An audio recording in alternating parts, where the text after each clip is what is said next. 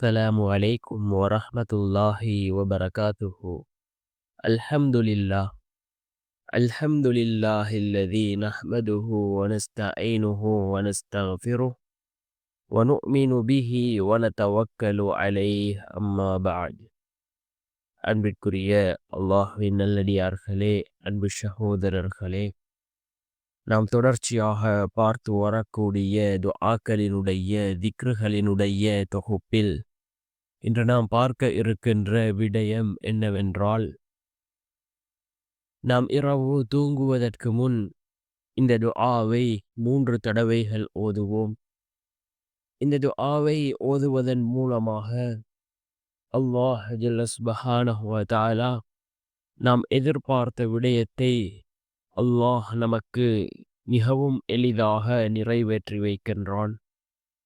அல்லாஹ்வினுடைய உதவிகளை பெற்றுத்தரக்கூடிய மிகவும் அற்புதமான ஒரு துஆவை தான் நாம் இன்றைய வீடியோவில் பார்க்க இருக்கின்றோம்.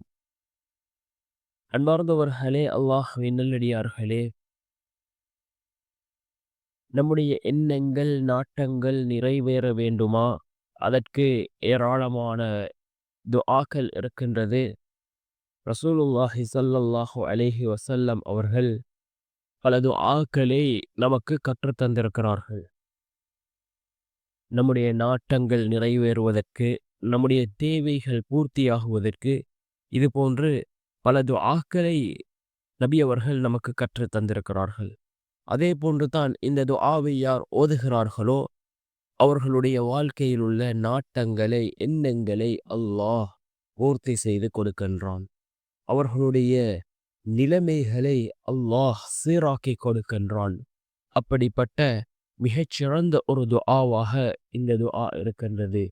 யகீனோடு இஹ்லாஸோடு நாம் இந்த துஆவை ஓதுவோம்.